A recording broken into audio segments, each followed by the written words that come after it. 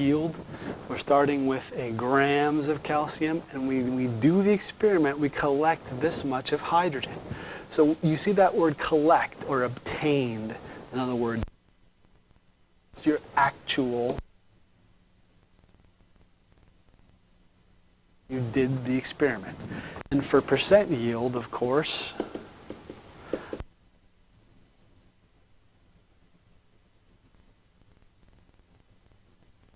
Mr. Hess, can't you make this your theoretical? No, this is calcium, this is hydrogen. So no, we can't use those two things together. What we can do, though, is we can take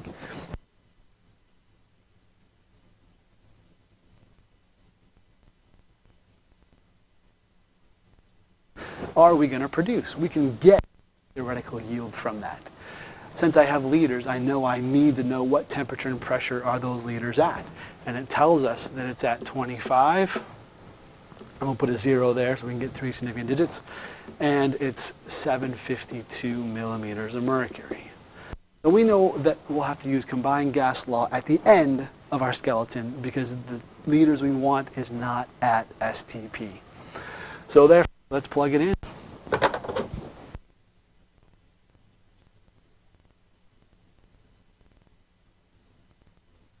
Our skeleton. And I'm going to look to find the molar mass of calcium. That's my first tool I'm going to use, which would be 40.078 grams of calcium in 1 mole of calcium. And again, that is my molar mass. That's the tool I'm using there.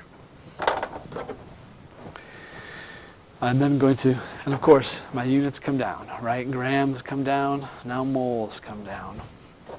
Moles of Ca, and I want to go to hydrogen, so therefore I want moles of H2. I look at my formula. Here's my formula.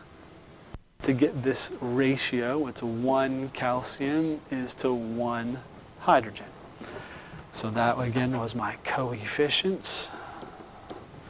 And then next my units come down because I want liters.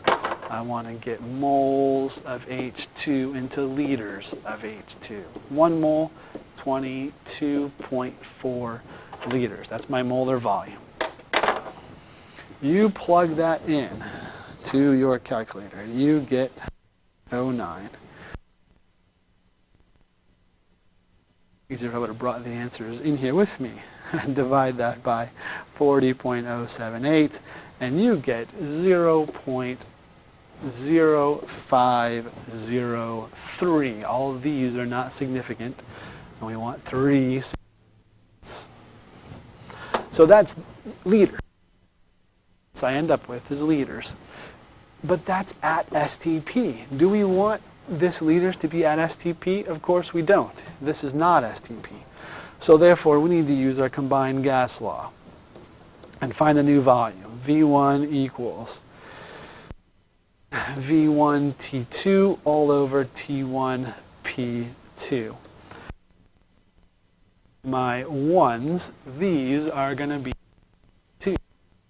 And since it is millimeters of mercury, don't get confused. You can use millimeters of mercury. That's 1.3 as STP. You have to use 760.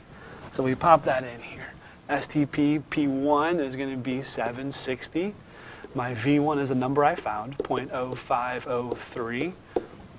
My T2 is my new temperature, 25 Celsius, or 298 kelvins, all over 273, which is STP, times my new pressure, which is 752.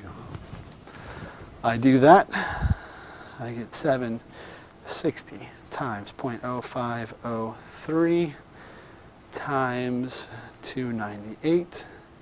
I divide that number by 273 times 452 in parentheses, and I get 0.0555 when I round it.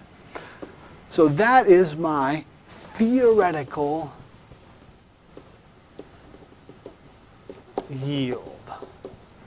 And I already have my actual yield. So therefore, actual divided by theoretical. 0.018 divided by 0.0555, and I get 32.4%.